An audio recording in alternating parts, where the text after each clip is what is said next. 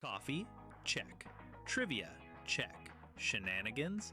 Like you wouldn't believe. The 24-hour game show marathon sees game show fanatics recreate 24 of their favorite game shows to raise $10,000 for Child's Play. Child's Play delivers therapeutic games and technology directly to pediatric hospitals to improve patients' lives through the power of play. Tune in live on Saturday, June 6th, starting at noon, and donate now at GameShowMarathon.com.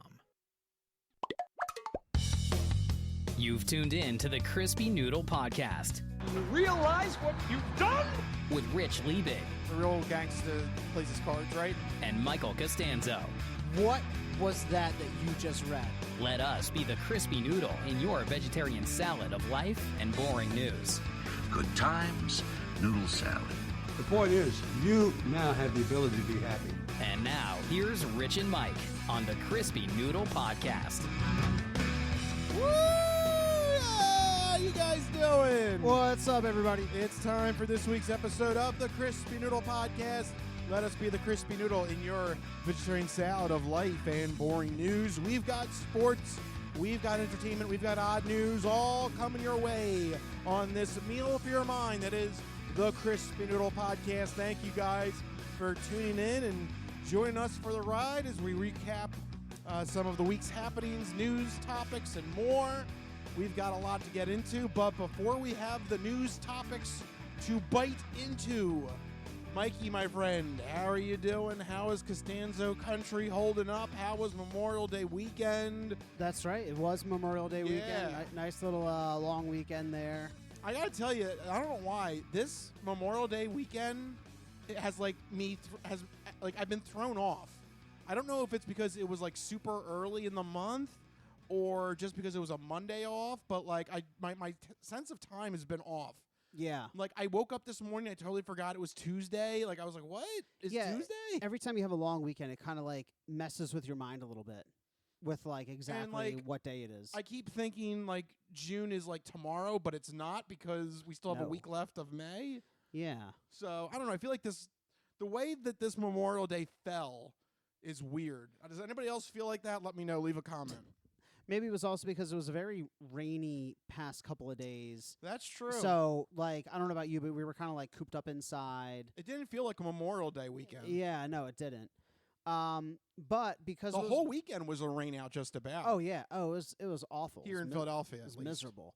But because it was a rainy weekend, we did have some time to check out some streaming shows. Two real short ones that we've gotten into recently. Rooster on HBO Max and Widow's Bay on Apple TV Plus. Rooster stars Steve Carell. He is a college professor who that's right up your alley. Yeah. So he's he's not. So he's a writer who becomes like a writer in residence at this college and teaches a class, but doubly up your alley. Exactly. And his daughter also teaches at the college, and so there's like a interesting, relationship dynamic between those two and the other characters. It's like a lighthearted comedy. The stakes never get too serious. Stays very kind of like feel good most of the times. So it was pretty.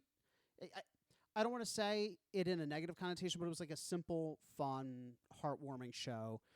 Wasn't too challenging in any particular way, but it doesn't need to be. It was just Steve Carell doing Steve Carell things, which is always a joy to watch. Okay. Widow's Bay, on the other hand, on Apple TV Plus, right now, we just started very early on, but it's scratching like every itch. It is, talked about on This Week in Entertainment, it is a genre mashup of comedy and horror. So there's funny moments, but it also does a really good job of having some, at least in the first two episodes, some pretty frightening moments that, at least for me, has got like the hair standing up on end and like, they do the whole like creepy camera angle pans where you're like focusing on one part of it, but you're waiting for something to appear in the background of the shot. Yeah. That always gets me, those types of scenes. But on top of that, there's this whole mystery of the show as well. It's basically the mayor of a small New England island who is trying to save this depressed island by increasing tourism. The problem is that some of the residents of the island are like, this is a haunted place. You shouldn't be bringing people here. You should be telling people to stay away. So the mayor's a skeptic. He's like, I don't believe you. Yeah, he's the mayor from Jaws, basically. Right. He's like, I don't believe you. We're going to be the next Martha's Vineyard. And then a bunch of crazy stuff starts happening. So it's funny. It's creepy. It's mysterious. I'm really enjoying it. The critics are loving it. That's Widow's Bay on Apple TV+. If you haven't, go check it out. It's really, really good so far. All right, there you go. Mike's recommendation there. So that's what we've been doing. What have you been up to? How did you enjoy the Memorial Day weekend? Yeah, it was nice and rainy. So Perfect for you. Yeah, I mean, look, it didn't get too hot. I was happy with it. It was pleasant. When it wasn't rainy, it was like kind of like nice out. Yeah. There was nice is a relative There term. was no sun, therefore it was perfect for me. Exactly. I don't know, it's weird. Like every time I say that, people are like, "Are you a vampire?" But I love garlic, so I can't be a vampire. No. It's just me and the sun don't get along. You're an Italian vampire. Or maybe that's it. You're an advanced breed of vampire who's found an immunity to garlic. Yes, something like that. I don't know. I don't know what to tell you, but I found this weekend fine. I was fine.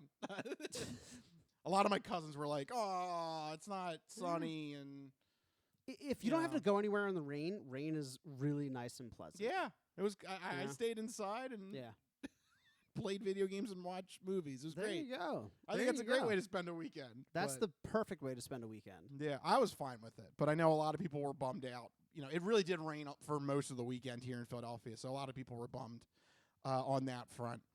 In terms of media, something I want to point out, last week was Colbert's last show on The Late Show. And that's right, it was. And I stayed up to watch it. I wanted to show my support, hopefully one more number to add to the total count to show how much CBS messed this up. Yep.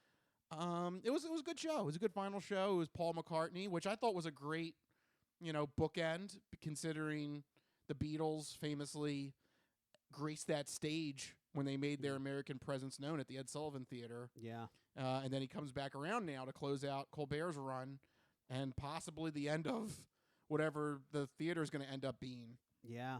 The good part is that it is a historical landmark, so it won't be demolished or destroyed or anything like that, but it still can be bought and sold. And knowing CBS, I don't know, they're probably going to sell it too. So they're going to preserve it, but turn it into like Office Space or something tragic and dystopian. Probably some dystopian office. Yeah, you're probably right. But nevertheless, for the show that went out, I thought it was a good show for Colbert's last show. Again, it's just sad to see the Late Show just fall by the wayside. Yeah. But I wonder if this is going to be the target now on all these late night hosts back, because now these networks are saying it's not profitable anymore. Yeah, I mean, the way that people have started to consume media has been shifting away from that model for quite some time now. I feel like they say it's not profitable, but I feel like it's just an excuse to,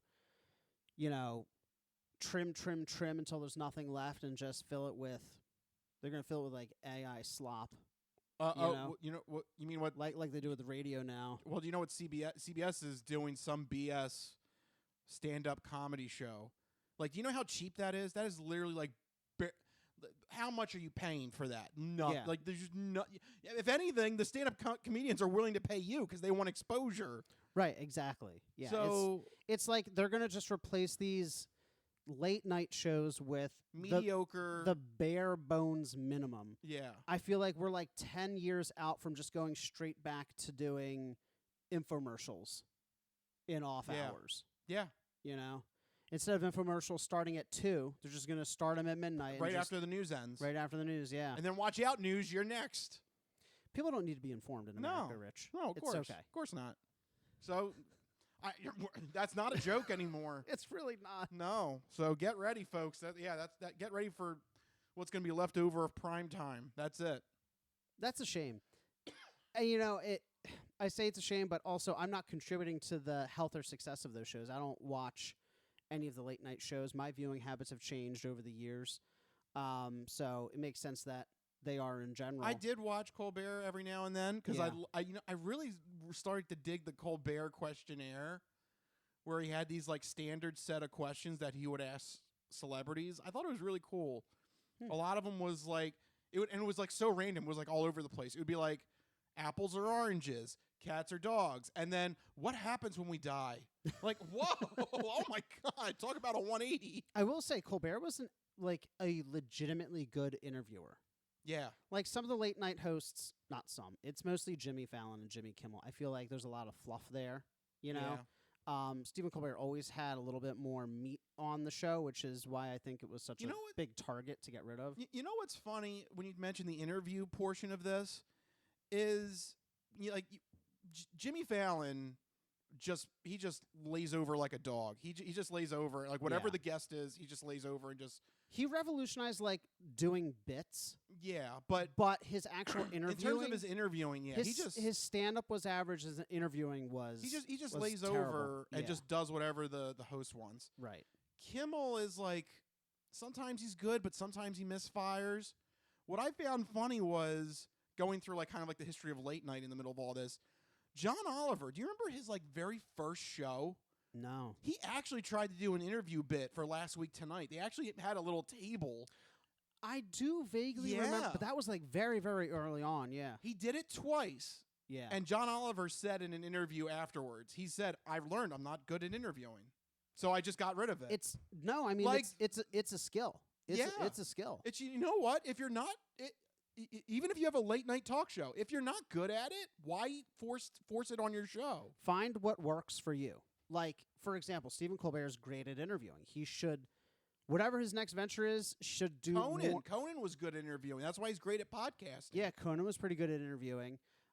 John Oliver, he is great at presenting information in a digestible, entertaining way and being like that talking head that can really, like, he's a very good speaker in terms of like emphasizing a point, right? Yeah. Jimmy Fallon's good at bits. He should just do bits, you know? Everybody has their strengths and weaknesses. And it's a shame that Stephen Colbert had a really great strength with interviewing. It's like something that we need in this day and age. And so, you know, obviously he's the first domino to fall. So, guarantee you Jimmy Fallon will be around until he dies. Yeah, because they're going to want to maintain the Tonight Show. But I would bet Kimmel would probably be next. Oliver's probably next, too. Kimmel and Oliver are the most likely to fall next.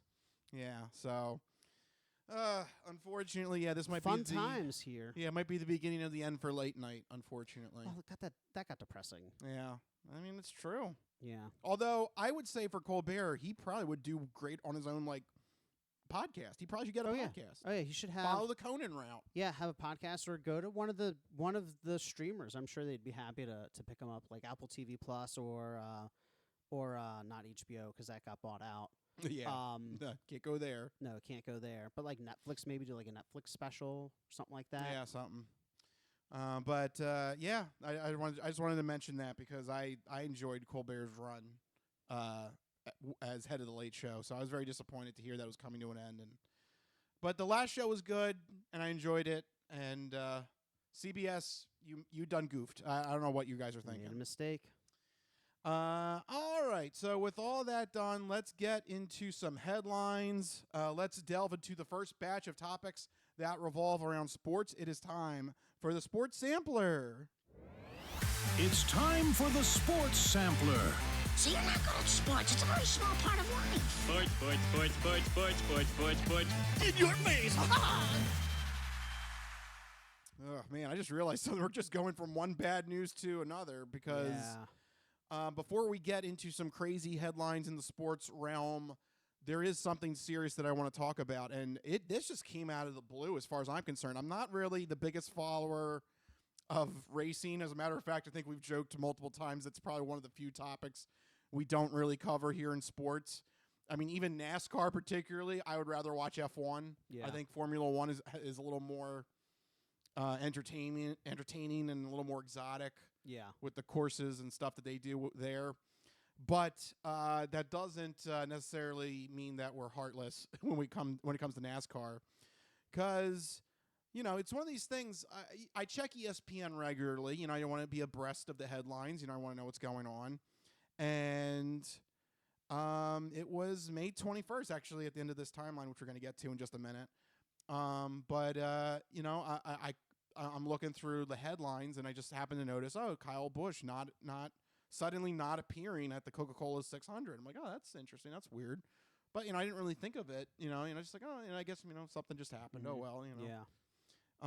And then just a couple hours later, all of a sudden, breaking news on ESPN was the official announcement that Kyle Busch, 41 years old, suddenly died. And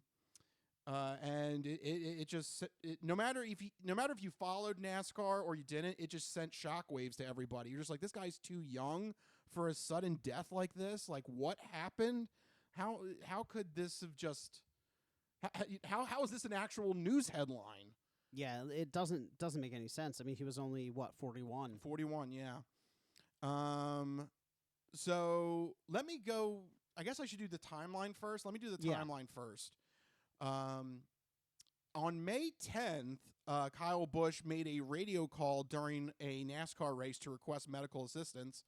During the scene, an announcer mentioned that Busch had been experiencing a severe sinus cold all week. And then Busch can be heard asking to see a doctor after the race. But, I mean, still you hear sinus cold, even severe sinus cold, you're like, okay, you got a little sniffle. Right. I feel like everybody's been there, with some congestion and sinus problems. So, yeah, it's easy to kind of like brush that aside. Yeah.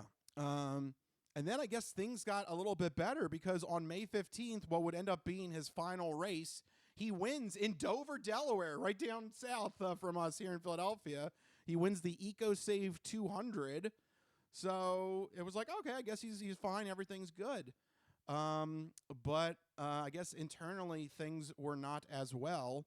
On May 20th, the Associated Press reported that Busch was in a testing Chevrolet racing simulator and suddenly became unresponsive while in the racing simulator.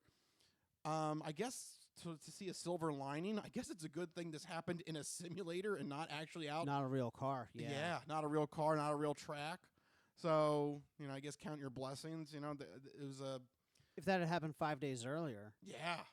Yeah. Could have been really bad. It's sad. I actually know a friend who his dad just he had a heart attack while he was driving.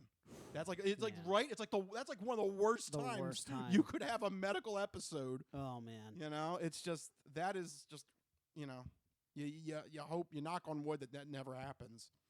So I guess the silver lining in that is that this happened in the simulator and not actually out, testing out on a real car, real track or anything like that.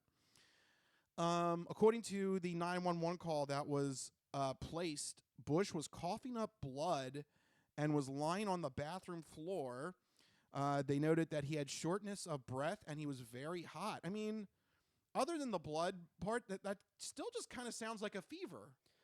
It's funny. Like when you're going through this in real time, you probably are just like saying, "Oh, it's probably just a really bad reaction to some kind of cold or something." Or I relapsed into a fever, or so I had a cold, got better, I relapsed into like a fever or something. Like it's funny how now we see the signs and we're like, "Oh my gosh!" But probably in real time, well, hindsight's 20/20. So yeah, in the moment, you have no idea. Also, throughout all this time, he was awake and responsive. There wasn't even though they said that at one point he was on the floor, he still was responsive to stimuli and everything like that. So he was rushed to the hospital, and on May 21st, the morning, that's when the Busch family issued a statement that he would not be competing at the Coca-Cola 600 at Charlotte Motor Speedway that weekend. And then just his health just kept going wayward, and a couple hours later in the afternoon, his death was pronounced later that day. And the official statement from the vice president of Kyle Busch Companies is that, quote, the medical evaluation provided to the Busch family concluded that a case of severe pneumonia progressed into sepsis, resulting in rapid and overwhelming associated complications. And that is tragic. The end. Yeah, tragic and terrifying. Yeah, unfortunately, that marks the end of 41-year-old Kyle Busch. I mean, just a sudden loss in the racing world and in the sports world in general. I mean, this really just it was just so sudden to see someone that young just his health just failed so fast. Yeah. I've never really heard anything like this. No, and it's terrifying to think about. Like, you know, I feel like a lot of people out there have had like the flu or pneumonia, and you know, for most people, it's something that you can just fight off, right? Like, it's a really bad pneumonia, though. When you hit that point where it's pneumonia, that's a little bit more serious. But yeah. most people can still knock it out. You know, if you're. I had pneumonia when I was a kid. Yeah, it was like, oh, you gotta go to the hospital at that point. Yeah. Yeah. So you know, you hear these terms, you forget that they can be really, really dangerous illnesses. You know. Yeah. A lot of people take them, you know, kind of not in jest, but lightheartedly, like, oh, you know, it's just they're just bad colds. Like, no, it can progress to something really dangerous. Yeah, I mean, progressing into sepsis, that's a whole nother level. I never heard of that. Yeah, I don't know about that. That's scary. Yeah.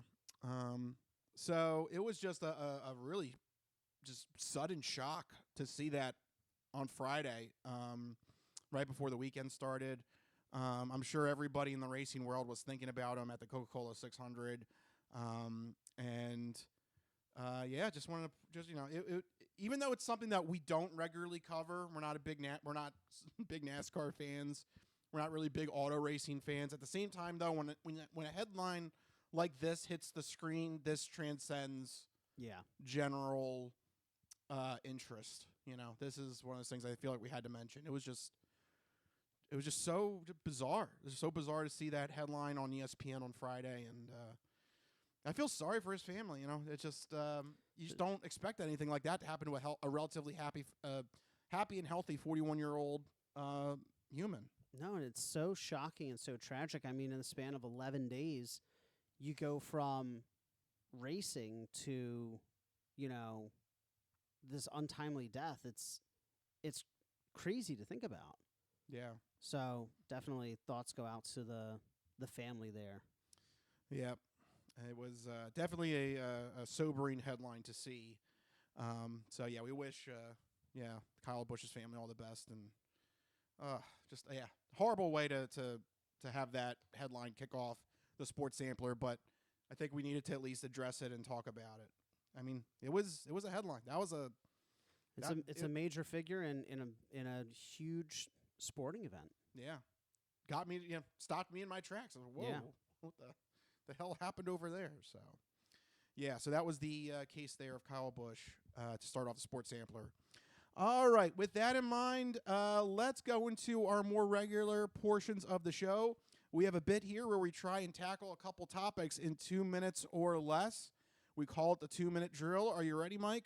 Let's do it. All right, the timer is on now. Go.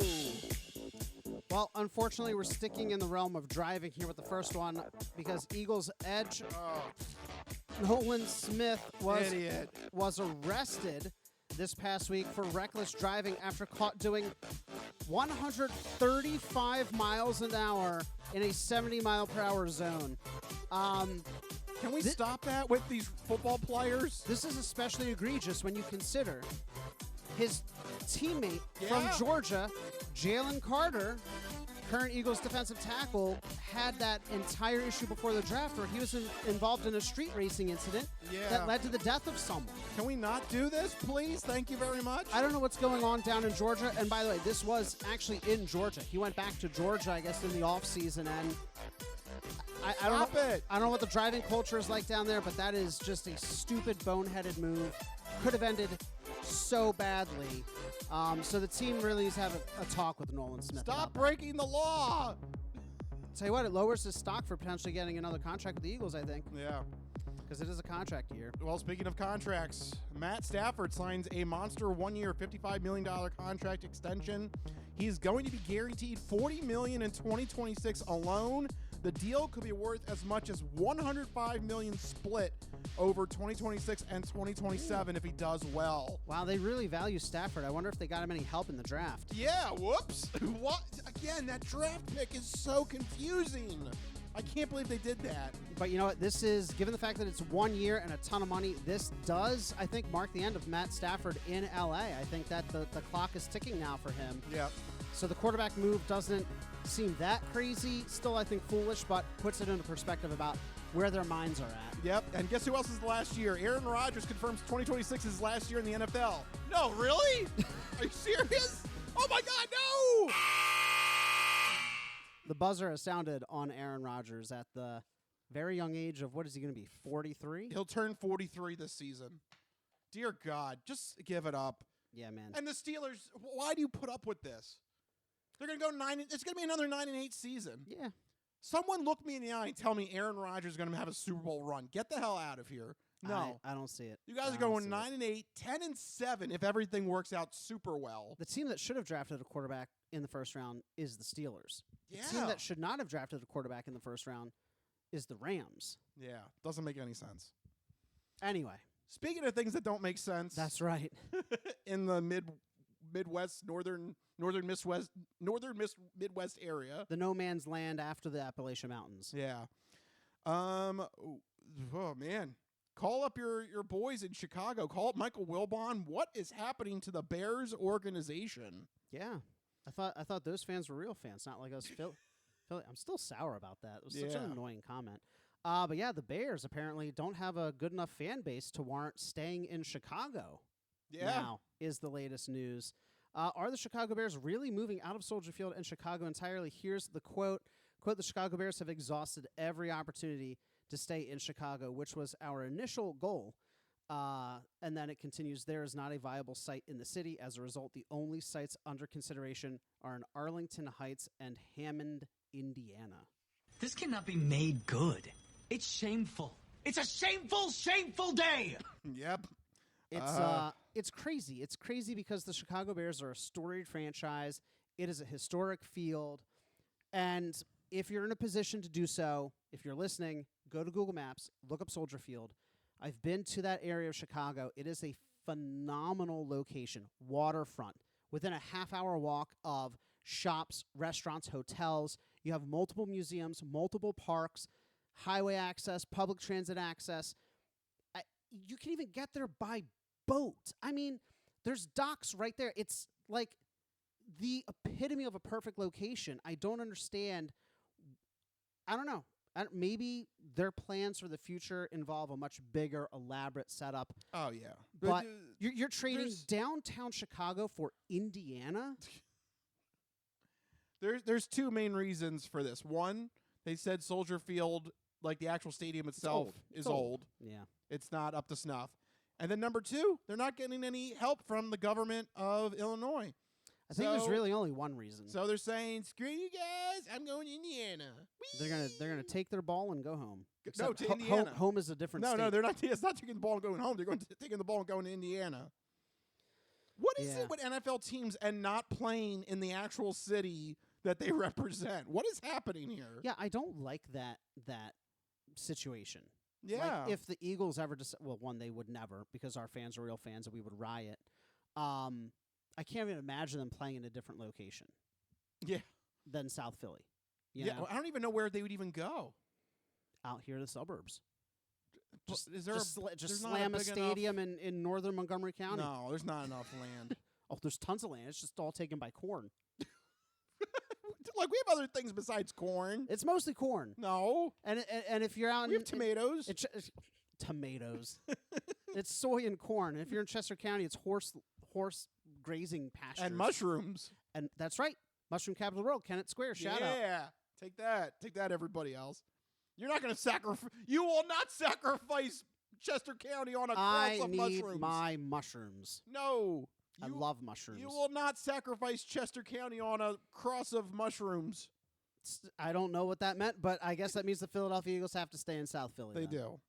Yeah, it's really frustrating that this is happening with the Chicago Bears. And also, too, you're right. Soldier Field is like an iconic stadium. Yeah.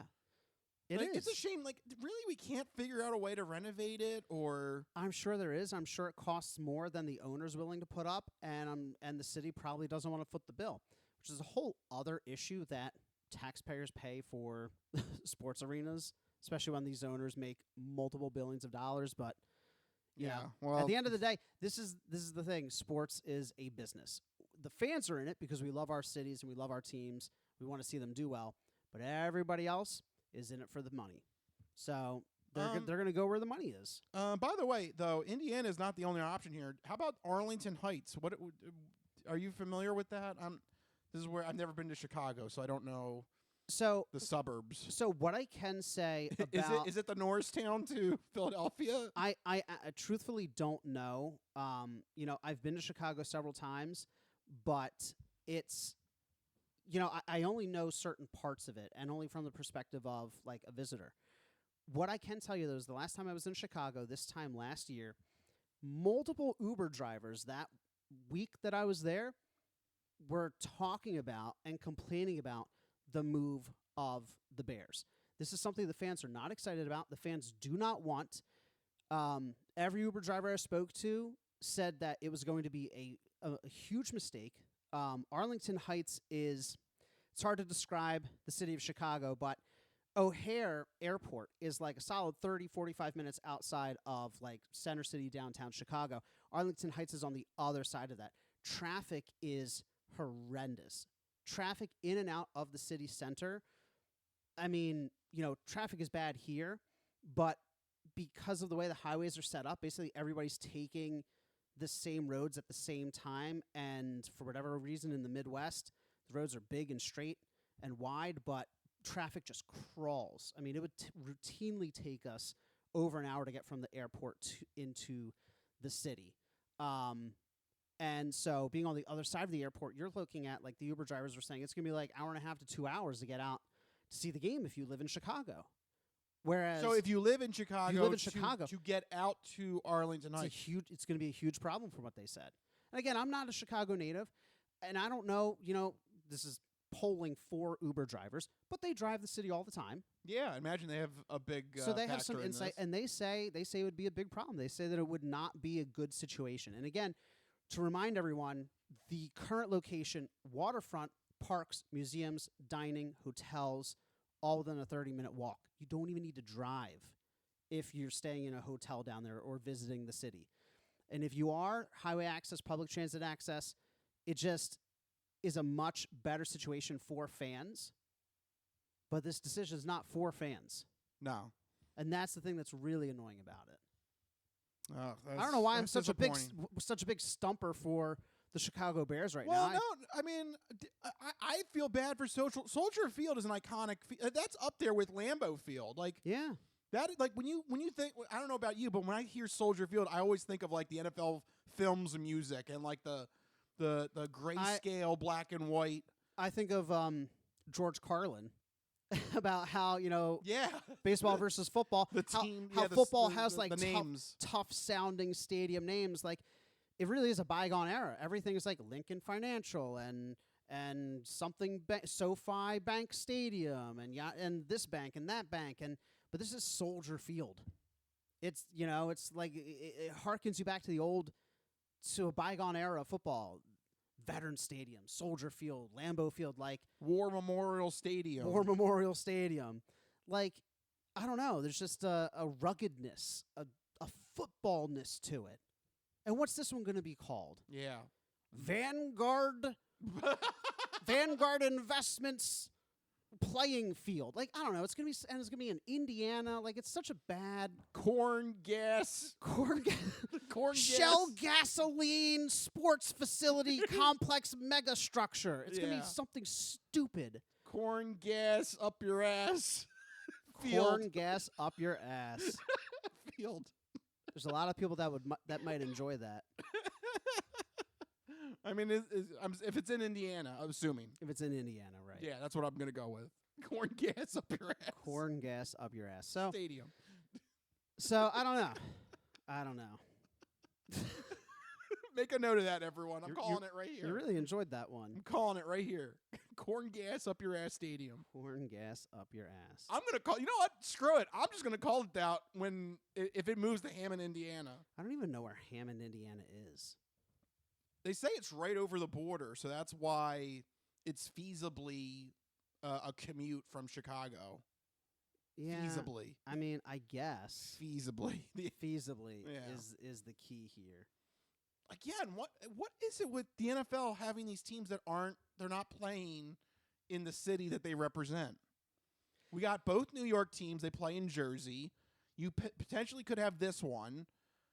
I do get the football. I do get the Giants and the Jets because football stadiums take a lot of space, and New York was not built with that kind of space in mind. It's easier to cram in a basketball court than it is to cram in something the size of a Lincoln Financial Field or why couldn't they choose a New York State property? Why did it have to be in Jersey? You're literally in a different state. No, actually, you're right. They could have done something not on the island of Manhattan. Yeah. There's other parts to New York State and New York City even. Yeah. That's not Manhattan.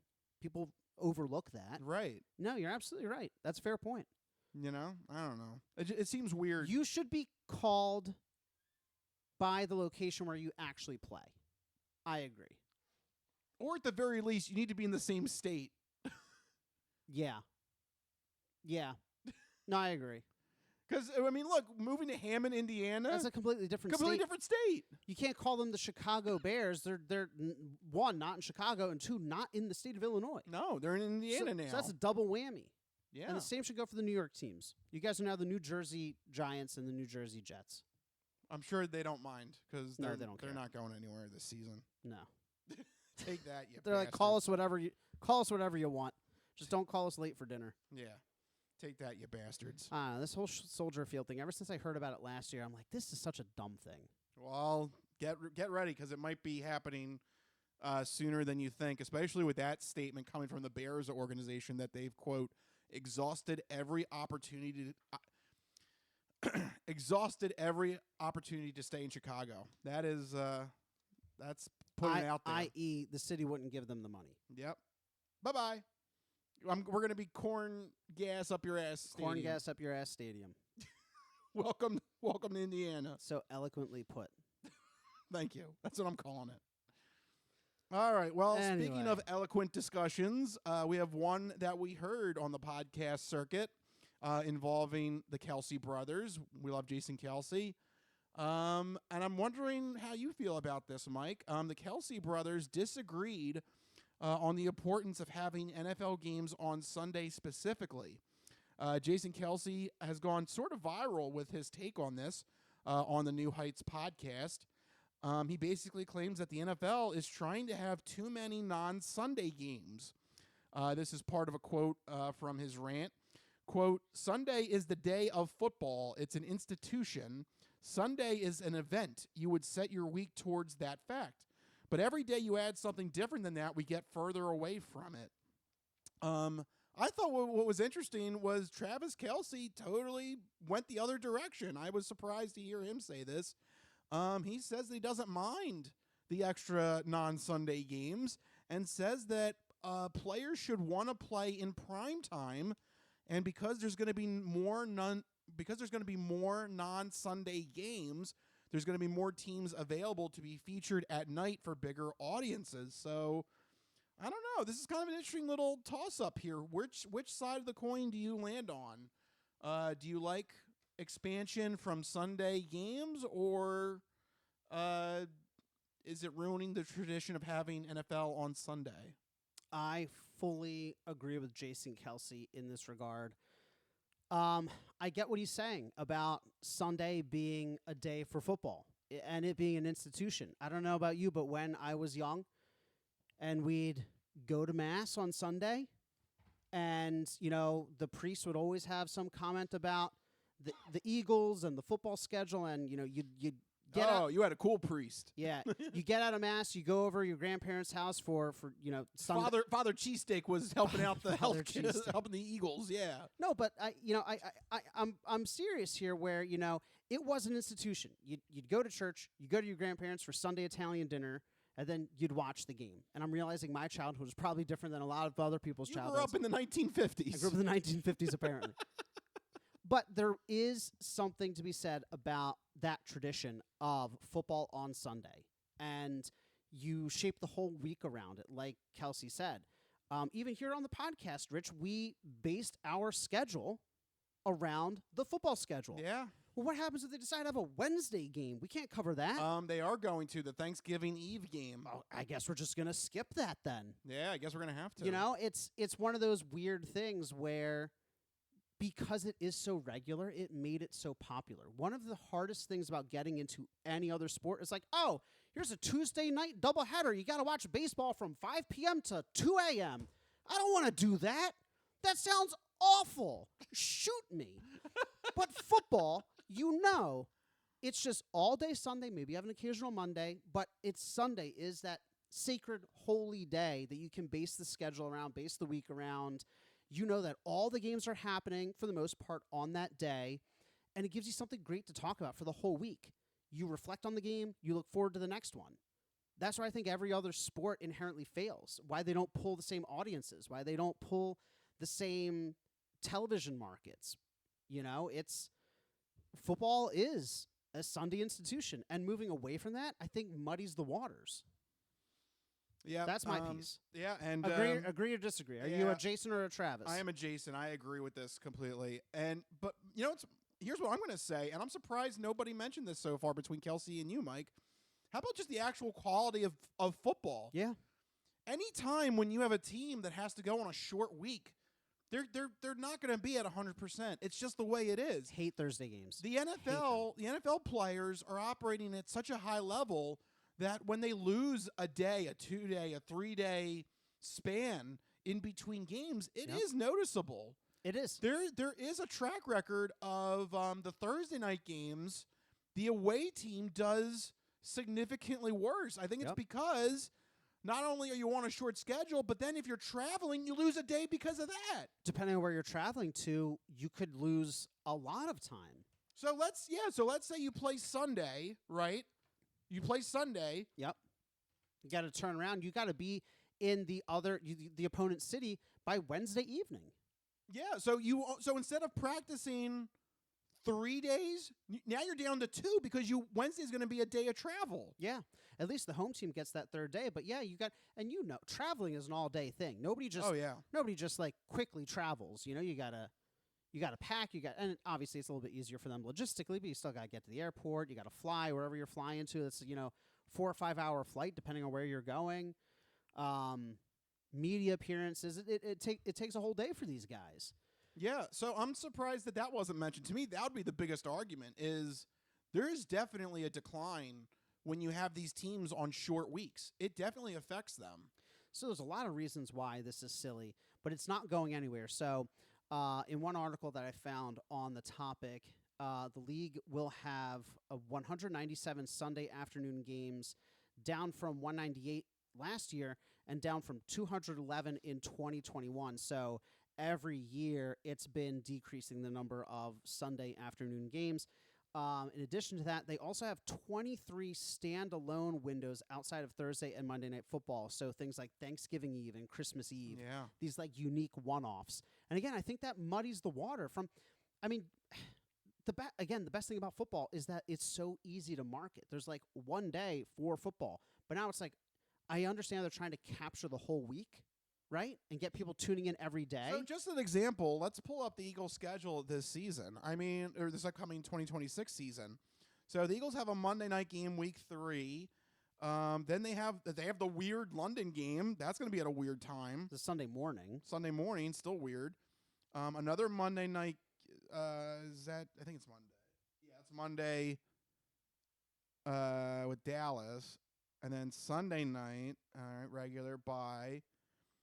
Yeah, so it's really those holiday games. They got the Thanksgiving game with the Cowboys. Yeah. They have a Saturday game with the Seahawks. We got Christmas Eve too. And then we got Christmas Eve, which I don't know what day that is Thursday. Okay. So there are a couple of hiccups on that schedule. Yeah. Although a lot of primetime games, so that's good. Yeah. At least the NFL thinks we're going to be good. But yeah, just to circle back to the main crux of the argument here, I really don't see Travis Kelce's point here about wanting to play in primetime. I'm sure, I guess, but it's not about primetime. It's about Sunday versus non-Sunday. You can have primetime games on Sunday, and I get what he's saying that by playing on non-Sundays, there's more primetime options. But again, I call me a traditionalist, call me old-fashioned, but I really like the Sunday is football day. Sunday, this is America. Sunday is for God and football. You know, I wonder, kind of mentality. I wonder how long it's going to take for the NFL to wonder if they can budge in on Saturday with college football. I wonder if they can. How aggressive is Roger Goodell really going to be with this? They probably could steal a good bit of viewership. I mean, here's the thing. If college football gets more kind of solidified as like a super league and there's only like 24, 36 teams to look after, maybe if that's the case, then maybe, Goodell could secretly elbow sent in Chip Kelly back to college coaching so that he could push the Super League narrative. Wow, that's playing 5D chess. It is. It's like Succession kind of stuff here. Wow. But I don't know. I'm probably wrong on this, but I just feel that it's better to own a monopoly on 1 or 2 days of the week than to have a bunch of little ventures on all the days. Because if you're on a Wednesday or a Thursday or a Monday, I'd love to see the viewership numbers. I feel like they're not as good as Sundays in terms of viewership. I might be wrong, but I know for my part, if it's not the Eagles, I'm not watching. Whereas on Sunday, I might catch an extra game or two. And so I feel like if their goal is to own the whole week, and I feel like that's a dangerous proposition because you're going to run into competition with a lot of other things. And you're going to be spreading too thin. I think it'd be better to have a monopoly on 1 or 2 days than to have like 4 or 5, above average days. I guess is what I'm saying. And I agree as well. And I just think it just makes poor play. When you have teams that are on a short week, it's bad play. Yeah, and at the end of the day, like you said, go back to the product that you have on the field. Yeah, I don't want to see. I don't want to see teams losing on Thursday night because they only have 2 days of rest. Yeah, I hate that. Yeah. So, there you go. That is our bit there to end the sports sampler. The NFL, watch out. They're up to no good between that and the soon-to-be corn gas up your ass stadium in Indiana. Rough times for the NFL. That's right. But for right now, we have enough of a rough time. We're going to take a break to ease into the next part of our show. We've got the entertainment entree and then the non-fortune cookie odd news all coming your way when we return from the break. This is the Crispy Noodle Podcast. We'll be right back.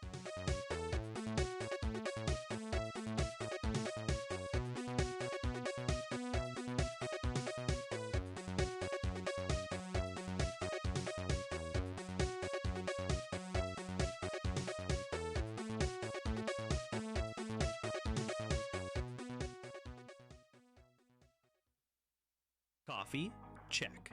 Trivia? Check. Shenanigans?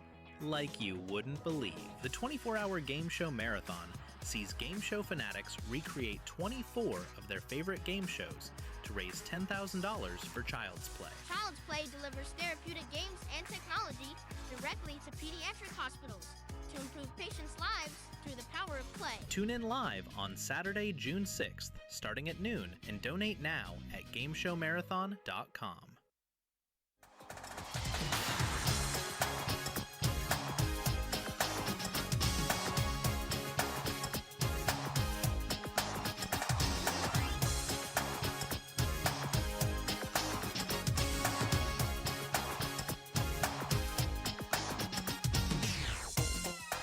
Oh, yeah, we're back here on the Crispy Noodle Podcast. All done with the sports sampler. A lot of sports news. Surprisingly, football. Mikey, you got lucky this week. I try. You try? What? Are you trying to insert yourself into the sports sampler? All the time. Topics? How dare you? The scales have been tilted. Call the authorities. Hey, man, I'm just reporting the news. If the NFL's making the news, I'm reporting it. Yeah. It's a little rough right now because the NBA and the NHL are in the middle of their long playoffs. So that's still happening? Yep. They're still not over. The NBA Finals, if it goes I feel like they've been playing in the playoffs for like months now. If the NBA Finals go to a Game 7, I think Game 7 is like June 27th. That's a whole month away, Rich. Yeah, it's like unnecessarily long. The NBA really has a problem with it. When did they start? What, April? April? Yeah, it's bad. You're talking 2.5 months of playoffs? Yeah. Playoffs? Yeah. Playoffs? Yeah, exactly. I just hope we can win a game. Dear God. See, to circle back to the Sunday thing, I literally have no idea what's happening in these sports because it's just chaos. They're having playoffs over the course of 2.5 months. That's insane. Yeah. So keep in mind, NFL. Football's like 4 weeks and you're done. Keep in mind, this is what you could end up being if you push your luck. Stupid basketball. All right, let's move away from sports. Let's get Mikey's blood pressure down because we've got some entertainment news. So let's launch into the entertainment entree. This is the entertainment entree, featuring news in movies. The Simpson guy writes to movies. Dear Die Hard, you rock, especially when that guy was on the roof. Music. What is that? I know what that is. That's music. Video games. Do a barrel roll. To barrel roll, press C or R twice. Celebrities. You really know Warren Beatty? Yes, I do. I took a leak next to him once at the Golden Globes. And more. You were the all-singing, all-dancing crap of the world. It's time for the entertainment entree.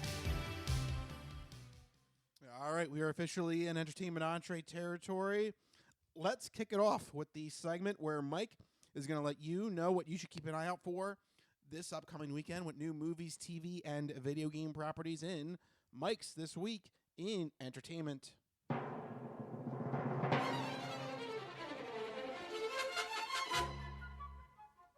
All right, Mikey, what do you got for the people out there? All right, first up in movies, Backrooms is a new horror movie hitting theaters this week. The lore behind this movie actually makes it pretty intriguing. The film cost less than $10 million to make, so very low budget horror. Really digging that. But the really cool part is that it draws influence from internet culture surrounding the stories and photos that were shared around message boards in like the 2010s about like scary expanses of abandoned rooms and like seemingly endless hallways and the quote-unquote extra-dimensional spaces within our world. So like the concept of like the back room is like you go through a door at like a store and then all of a sudden you're in a maze of just like endless similar-looking rooms. The internet fandom around it sparked countless fan fictions, collaborative projects, lore and world building on places like Reddit and SCP and different wikis. So it's pretty cool to make a movie about that like expansive internet culture lore about this like extra dimensional place existing, you know, behind or underneath our current forward facing world. Or I don't know how else to put it. I was never part of the Backrooms thing. Yeah. You know, but it seems cool. So far, reviews are generally favorable, so go check it out. That's Backrooms hitting theaters this week. In television, Spider Noir comes to Amazon Prime. Spider Noir is a character, one of the many alternate Spider-Men that are part of the Spider-Verse. Set in 1930s New York, the story follows a down-on-his-luck private investigator who is also Spider-Man, and the city's only superhero. This marks the first regular TV gig for lead actor Nicolas Cage, as well as the first live-action portrayal of any Spider-Man since the 1970s. So, I don't know. It's always been movies. It's always been movies and animated shows on television. Huh. Yeah, So I guess yeah, you're right. the first live-action Spider-Man since the 1970s, and it's got decent reviews so far, 89% on Rotten Tomatoes. So, Rich, could the noir aspects get you to watch a Spider-Man TV show? Maybe. And Nicolas Cage. Maybe. Nicolas Cage, noir. It seems like halfway up your alley, not the full alley. Is it? So, I mean, if it gets good reviews, I'll let you give me the final verdict. Yeah, because you know I got to check it out at some point. Yeah, you're definitely going to watch it. So let me have your take on it, and then I'll see. I just got to convince the missus to watch it with me. That's the tricky part. Just watch it late at night. I can't stay up that late. I'm old now. I'll try. Brew some coffee. Just an entire pot of coffee. Yeah. That sounds like a very noir-esque thing Right, to that do, sounds pretty right? noir. Get your fedora and a trench coat. A trench coat. I'm so bundled up in this scenario. Set the thermostat for low. 50. Yep. Freeze out your wife. She'll be fine. She's got blankets. Yeah, she'll be fine. Anyway, so that's Spider Noir in TV. And in video games, here's one for you, though. 007 First Light comes to all major consoles and PC. This new action-adventure game takes players through James Bond's origins, embarking on the mission to earn his license to kill. The game features all of that classic blend of shooting, fighting, stealth, high-speed vehicle gameplay. And the developers are promising that players can take multiple paths to approaching and completing their missions. And Rich, this is excellent news. I was really hoping this game did well, and it is. Critics are praising the game. It's gotten scores throughout the high 80s and low 90s. It looks like this is going to be the first smash hit of Thank God. the video game summer. No. This is the first piece of good news for Bond fans. Yeah, that's it. Because we don't know we still don't know what the hell's happening with the movie franchise with Amazon. That's still in limbo. We still don't know who the next Bond's going to be. Everything with that is just a pile of just bad news soup. Yeah. It's been bad. So this is really good news for 007 and James Bond fans. We have not had a decent Bond video game in forever. 13, 14 years. It has been forever. The last good one, I think, was probably Everything or Nothing. That was probably the last, and that was like PlayStation 2. Did you PlayStation 3? No, what was it? Nightfire? Nightfire was good. Yeah, on PlayStation 2. I played that so much. Yeah, that was a good one. I don't know if it's good. Back then, I didn't know if video games were good. I just played just whatever. You know, when you're a kid and you have a game, you just play the hell out of it. They had some good hits with it. Yeah. They had Agent Under Fire, Nightfire, Everything or Nothing. That was a solid 3 games. Wait, was it Agent Under Fire or Nightfire that I played? It was one of them on PlayStation 2. The first one was Agent Under Fire, and then it was Nightfire. I don't watch a lot of James Bond, but I played whatever that game was to death. Yeah. I loved it. Yeah. So I'm going to check this one out, I think. I think you should. I got to get through Ghost of Yote first, but this is next up on my list. And I'm very happy as a video gamer and a Bond fan that we finally have a decent Bond entry. Yeah. It's been a while. And it looks good, too. Yeah. It looks really good. Yeah. So go pick it up. I'll let you know how Spider Noir is. You let me know how 007 First Light is. And that's what we're looking forward to this week in entertainment. It's a good week. All right. Yeah. Good week for entertainment. Yay. Thank God. Some positive news. Maybe some more positive news here with this recent reporting on Netflix here that Netflix is going to pivot sharply away from their previous strategy of quantity over quality, instead shifting now to quality over quantity. So the numbers are in. Netflix released 23 movies in the first quarter of 2026. That sounds like a lot. However, it is actually the lowest output since 2018, almost 10 years, down from a high in 2022 of 50 films released in the same span. Oh, my God. Yeah. They're just cranking out Hallmark movies. Really, though. Ugh. Really, though. So Netflix is also broadening their scope, emphasizing global productions, as only a small portion of the 2026 films so far have been from U.S. and Canadian-based productions. The rest have been from overseas productions. Rich, what do you think about this shift to quality over quantity? It seems kind of like an obvious choice, but yeah, that's good news to hear because the worst thing you can do is put schlock just constantly. Yeah, I think it weakens the brand, right? Weakens your selection. Yeah, weakens your catalog. And oh man, whenever I think about stuff like this, I always think about the Lawrence brothers made a Christmas movie, and I forget what it was called, but like the whole thing was like the gimmick was like two brothers get engaged at the same time. Oh no! And oh no, their wives both choose the same date for their wedding. Oh no! Because nobody ever talks in movies. And be like, hey, when are you getting married? I'm getting married this day. Oh, I probably shouldn't get married on that day as well then. Yeah, and then the best part is like they have this fake drama, and then they're just like, are like, it's okay. We'll just do it at the same time. Like it's I like mean, the most. I saw that solution coming from a mile away. It's like the most non-confrontational, non-dramatic movie in history. Should have had a stabbing or something to quicken the pace. I don't know why that popped in my head. Just stabbing. But yeah, so Lawrence, was that a Netflix schlock film? I think it was Hallmark. Okay, same difference. But right, Netflix was going down that path. Yeah, because that stat you had there, 50 films in 1 quarter. Yeah, that's crazy. You're going down that path. Yeah, they are all not decent movies. Some of them are going to be schlock, like that Lawrence movie.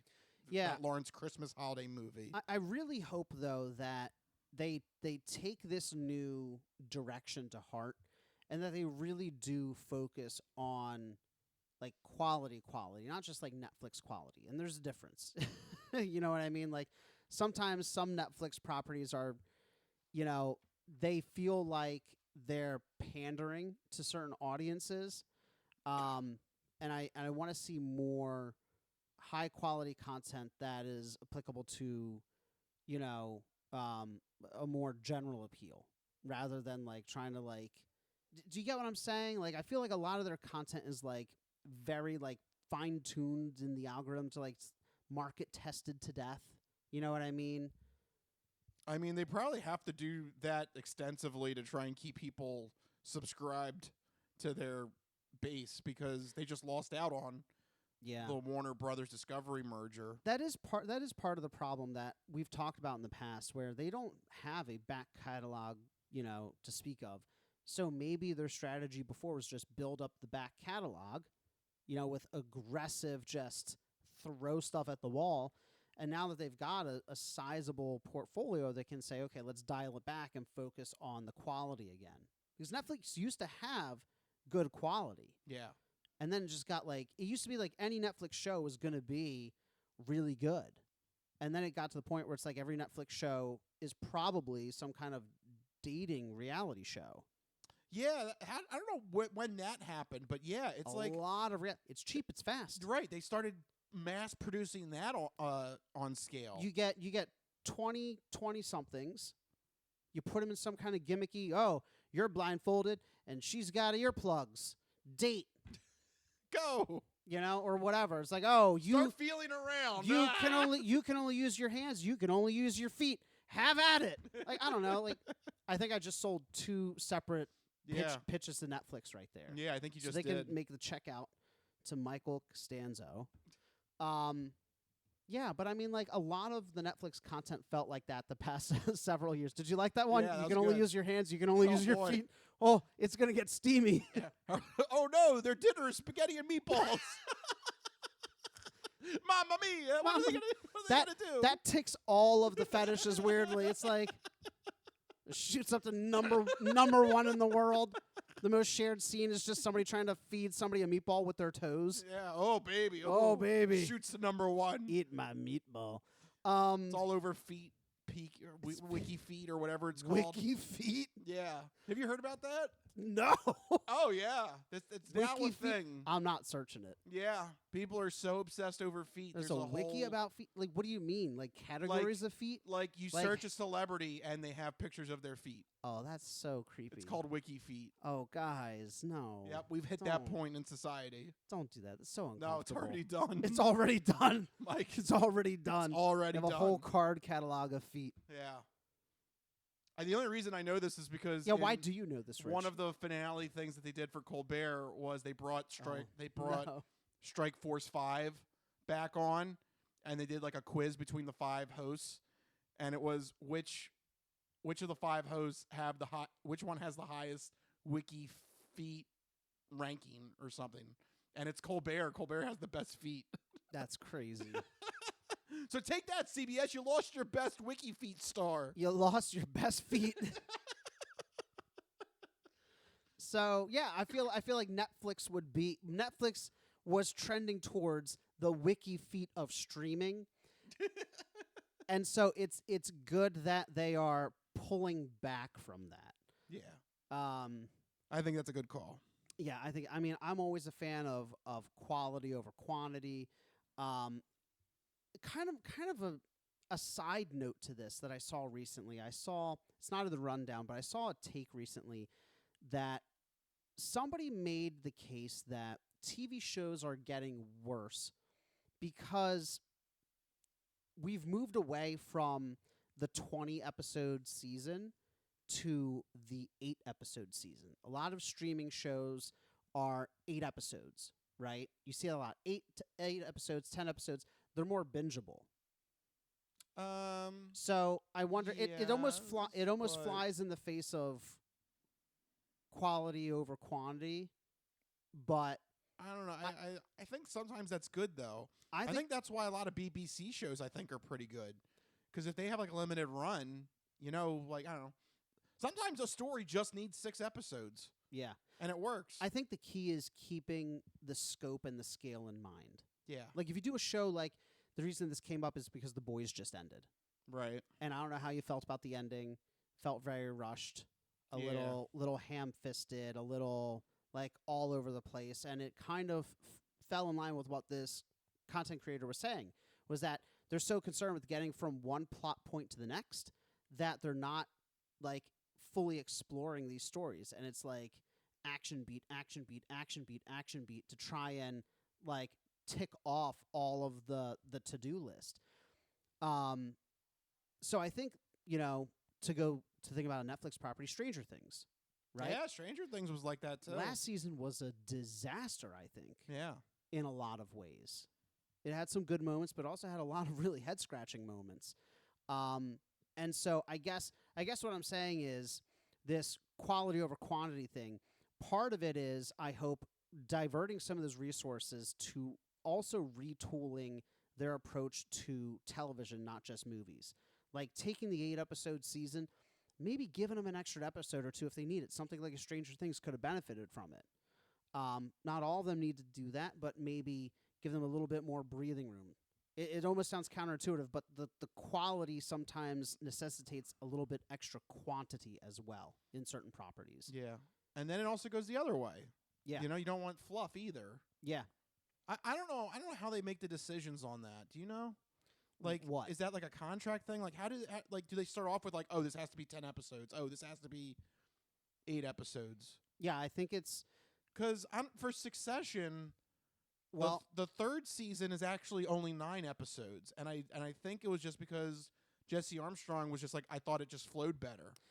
Well, he didn't like, it wasn't like a contract thing. He was just like, yeah, I just thought I thought 9 episodes was better than an unnecessary 10th. This is going to get like a little inside baseball, but like when you talk about television and the length of seasons, you have to go back to actual television, right? And like fall sweeps. And you have the reason why it was always like 20 to 24 episodes is because it kind of fell in line with when TV shows premiered traditionally in the beginning of fall, went to Christmas, basically. You went on hiatus over Christmas, you came back, you finished the season in time for award season. Right? So that's why every show was like, I mean, you know this, right? Yeah. And then with the move to streaming, they're like, we don't have to follow that schedule. We can do whatever we want, whenever we want, because we don't have to worry about advertisers and syncing up with major, holidays and syncing up with, other things going on in the world. And when they realized that, then you got shows that had 12 episodes and this many episodes. And it was kind of just random, whatever fit. I think over time, we got away from how many episodes does the story need, and then it went to how many episodes is the most bingeable. Yeah, which is where I think we're running into the problem. Yeah. With the 8-episode and 10-episode seasons. I love them because I admit it's easier to watch. Like I just said, Rooster, crush that in like a day. It was like 8 30-minute episodes. Boom, done. Easy peasy, done. Was it a good show? It was fine. Could have been better if they gave it a little bit more TLC, right? Okay. So, it's one of those, almost like a weird self-fulfilling prophecy. Yeah. So, interesting. Yeah, it's interesting. So when we have this conversation about quality over quantity, yes, I love it, but also there's this extra wrinkle complication of like, you really have to understand the form and the audience and the story as well. I just hope Netflix takes the time to understand the different properties they have and the unique TLC that each one needs. In terms of movies, fewer movies are better. In terms of TV, maybe longer seasons for some of them. Yeah. All right. Well, we have to end it at that because we have to get to our third portion of the show. We have to follow our own schedule here, and that is it is time for the non-fortune cookie odd news. Snack time! Oh no, what have you done? What is the charge? Eating a meal? A succulent Chinese meal? Oh, Howard, excuse me, but your wife's cookies are out of this world. Who told you you can eat my cookies? You've opened up the non-fortune cookie odd news. Holy shnikes. Manda de Vasata. I don't make this stuff up. No, go past this part. In fact, never play this again. I'll take a pound of nuts. That's a lot of nuts! That'll be $4, baby! You want fries with that? And you, sir, are you waiting to receive my limp penis? Oh, it's Hoagie Fest. Let me pull over this asteroid. What? This is the non-fortune cookie odd news. Oh, these cookies! Put that cookie down now! What does Rich have in store for us? So sit back, get everything you need to get from the kitchen. Be sure to empty the bladders, go to the bathroom, because you're in for a hell of a ride. Woo! Odd news. That's right, everyone. It's time for the non-fortune cookie odd news. Here in this segment, Rich researches the news, he reads the news, and I react to the news. He finds a weird and wacky story and keeps it hidden from me, which ensures that all of my reactions are my genuine gut reactions to hearing this story for the very first time. I don't know what's about to happen. You guys don't know what's about to happen. And even Rich doesn't know what's about to happen because these stories always take us down wacky and wild paths. And I'm ready to get started. Where are we heading to? All right. In this story, we're going to Michigan. Michigan? Yeah. How do you like that? Wow. Michigan in this one. Yeah. I love the way this news story is presented. Just to be clear, just to give everyone a mode of reference, just everyone should know this. A standard bottle of wine is around 3 inches in diameter at its base, just shy of 12 inches. It holds 750 milliliters of liquid and weighs around 2.5 pounds. Immediately so concerned. Yes, you should be. Okay. That is because, just knowing all that in mind. Okay. Just for no particular reason. No particular reason. Just keep that in your head. Okay. While being processed into jail, a Michigan woman was trying to smuggle in an unopened bottle of Cupcake Vineyards Pinot Grigio inside her hoo-hah. I know some women who could hide a machine gun in there. Yeah. Hoo-hah! What? That's a lot. I know some women who could hide a machine gun in there. Yeah. Hoo-hah! And all this for a wine. It's not even a good wine. Cupcake? I was going to say Cupcake what even is that? That's like that sounds made up. That's like the $7 cheap. It doesn't taste. It sounds fake. Have you had it? Yeah, I think it tastes like crap. Like that's not even well, a good she loved it so much she was willing to smuggle it. Ugh.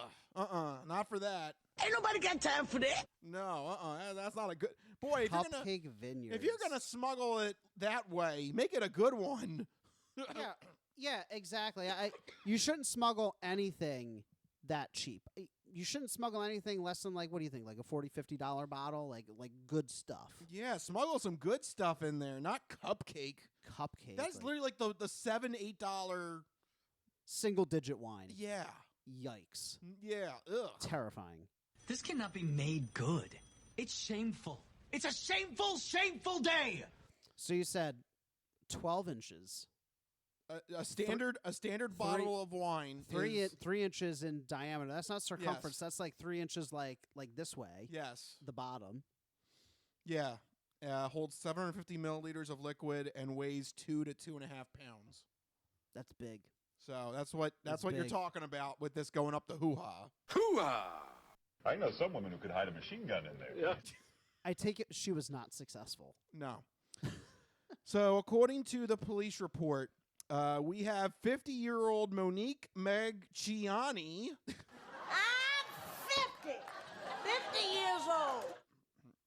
I love that name, Monique Megciani. There you go. I like to kick, stretch, and kick. I'm 50 Why is there like a disproportionate number of odd news perps that are 50 years old? Just Or the did way you it just is. have a filter specifically odd news plus 50-year-old? It's just the way it is. Just Sometimes the way it is. Yeah, it just works out like that. This is so funny. So first off, her original charge was she was arrested for trespassing at a CVS. Trespassing at a CVS? Like, did she break in? So apparently she had caused a scene at one point and was legally barred from being at the CVS. What the hell Yo, did she do? You got problems if you're banned from CVS. That's crazy. This CVS sucks. It's like, this is the worst CVS I've ever been at. What does CVS have? It has like some bags of chips. It has like, it has the pharmacy. It has like the freaking birthday cards. Like, what are you doing at CVS? It's so egregious. I think I found the answer. Uh-oh. We're in Pennsylvania. We have those blue laws. Yeah, you can't buy liquor at CVS. I think at Michigan, alcohol purchases are allowed. That's wild. Buying liquor at CVS? Well, wine. It's not, I mean, whatever. Some sort of alcohol. Some sort of alcohol. That's Yes. still crazy. Oh. Actually, this story is the perfect example in support of blue laws. You cannot trust the general public to make the right choice. If you say, sure, CVS, you can buy wine, this is what happens. Is this 50-year-old, whatever her name is, Monique Megciani. Monique Megciani. So she had been previously barred from the store. So something happened before even this story. Probably I don't, involving more wine. Yeah, I guess she probably got drunk at the CVS or something. I don't know. Whatever. Let me see if it goes into it. Oh, yes, it does. There Yep. you go. She was drunk. Oh, yeah. That makes sense. Perfect. Oh, of course. Yeah. This cannot be made good. It's shameful. It's a shameful, shameful day. I was like, maybe let's not suppose. No. Let's not have a presupposition to her case. No, she was. This is the she odd. was drunk. This is the odd news. The baseline is drunk. So her first time. So this is what caused the bar, the original barring from the store. On May 10th, she visited the CVS and was highly intoxicated. A matter of fact, so much that she was recommended to go to the local medical center for treatment. Yikes. Wow. Oh, my God. Somebody just gets wasted and like, you know where I want to go? CVS. Yes. Oh, That's my crazy. God. How did you even get there? Don't tell me she drove there. Probably did. I mean, she didn't get. I don't see her drinking and driving, so I don't know. Well, they didn't catch her driving. They caught her staggering around the snack food aisle. Did someone drop her off? Like, she's your problem now, CVS. Was she sober enough to Uber to the CVS and then that's it? That was the extent of her cognitive abilities that evening? So that was the original crime or the original sin. That's how she got officially barred from CVS. Yeah. She showed up so drunk that she had to go to she had to be sent to the local medical center. Damn. What alcohol volume is that? That's bad. Yeah. Okay. So then she returned to this specific CVS store. She was processed for trespassing on the same property again. While they were waiting for the cops to arrive, she just stays there. Okay. I mean, why not? What's Sure. she gonna do? I guess I committed a crime. I guess I gotta stay here for the cops. She knows it's not worth fighting it. Yep. Well, this is the part.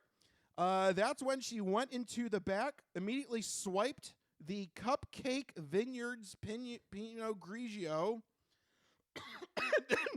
and then went to the bathroom. What? Did nobody say like, "Hey, what's that on your left hand? What do you do? Why are you bringing that to the bathroom? Yeah, what? I know some women who could hide a machine gun in there. Yeah. Oh man.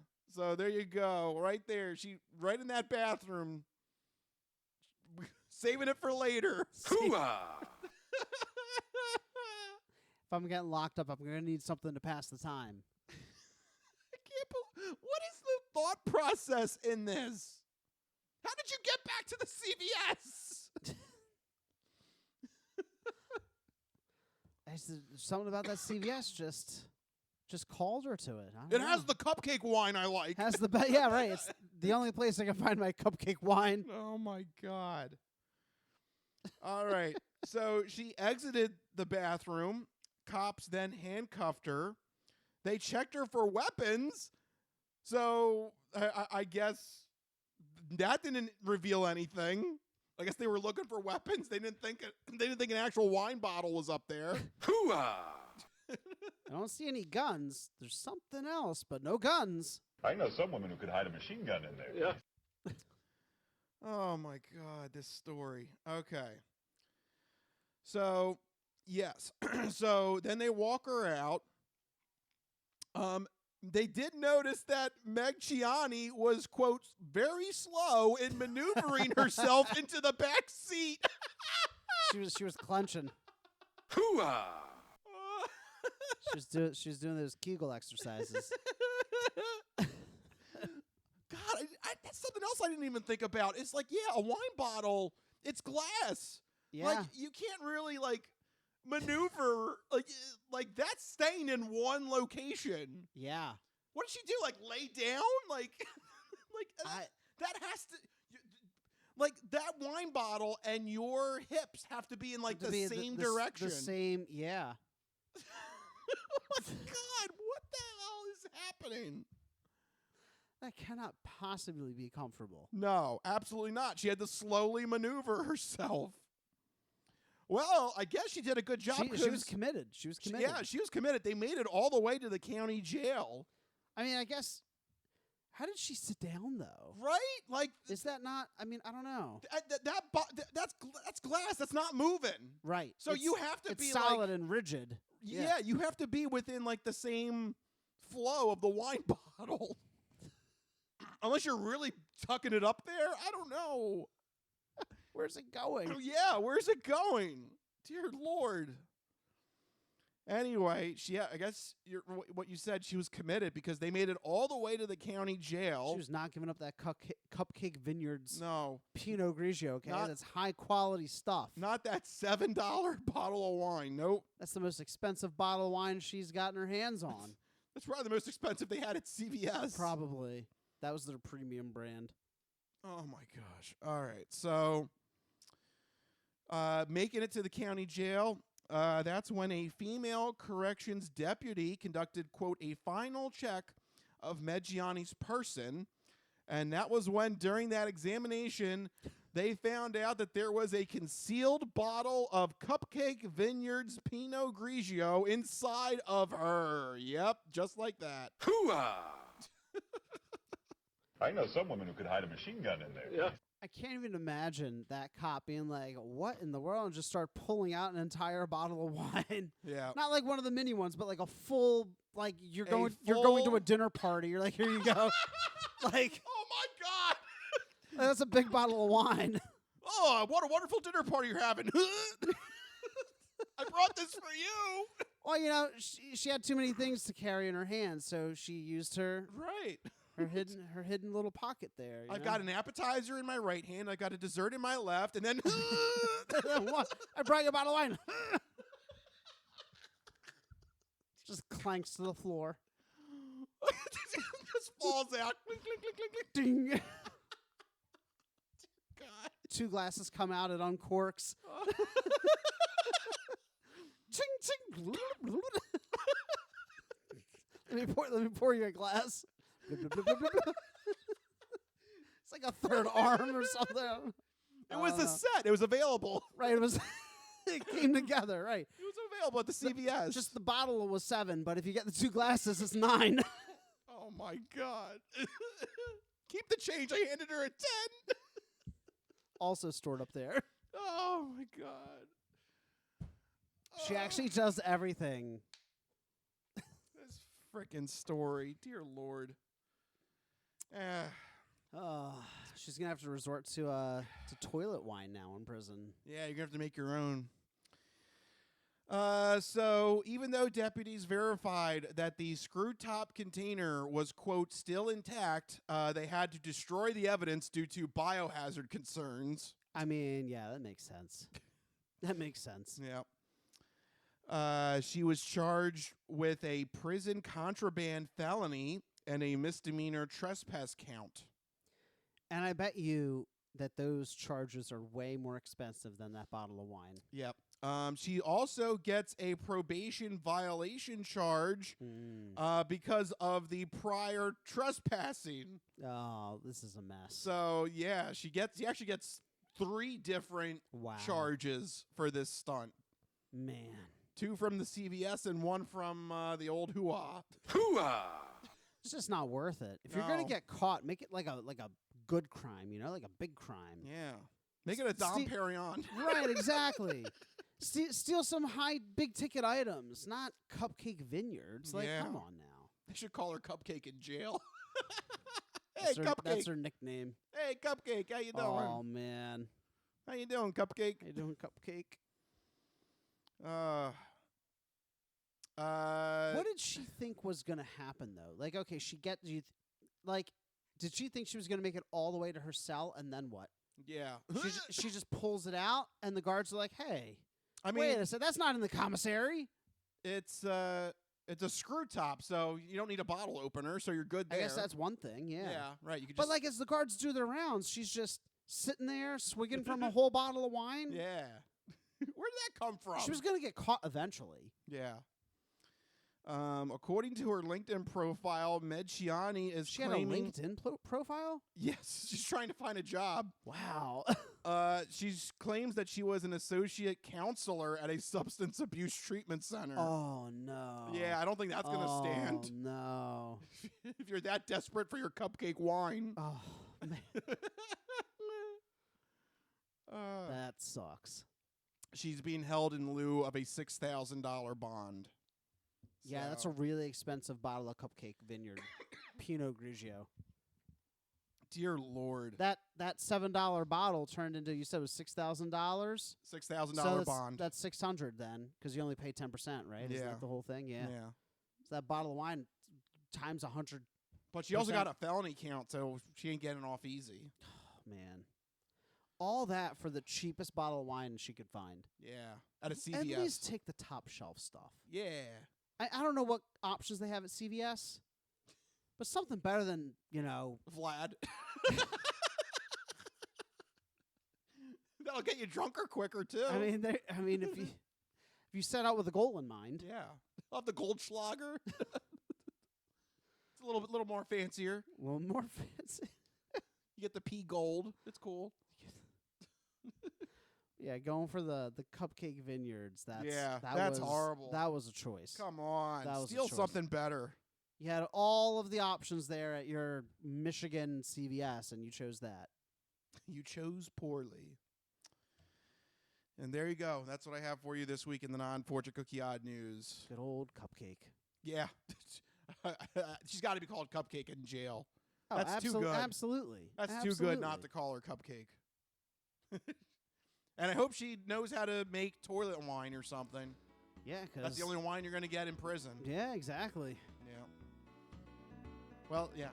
Maybe she needs to find a YouTube video real quick. How to make toilet wine. She can look it up in the library. Yeah.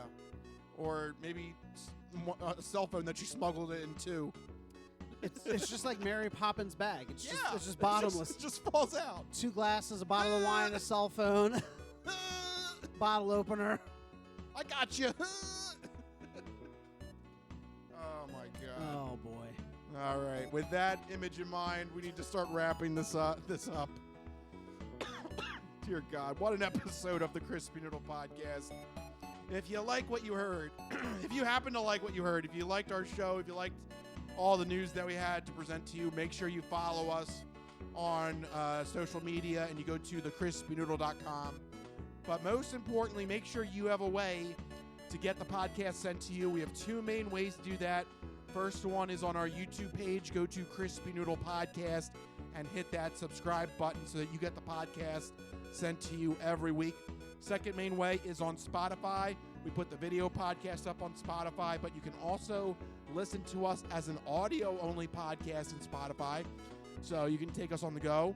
But also, you can use Android Auto or Apple CarPlay. So if you're driving around Michigan trying to find the CVS that has the cupcake wine that you're looking for, make sure you take us on the go with you using Android Auto or Apple CarPlay, and you can listen to us on the go. So many ways to check out the Crispy Noodle podcast, but if you need to get in touch with us individually to share your sports, entertainment, or odd news stories, you can find us individually on Blue Sky.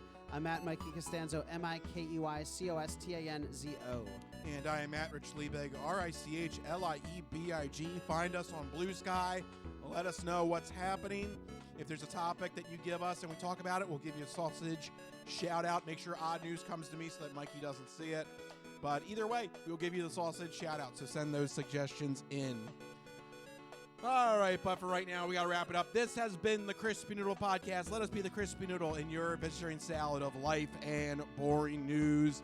That'll do it. We'll see you guys next week. See you guys later. Bye-bye, all you fine peoples. Good night.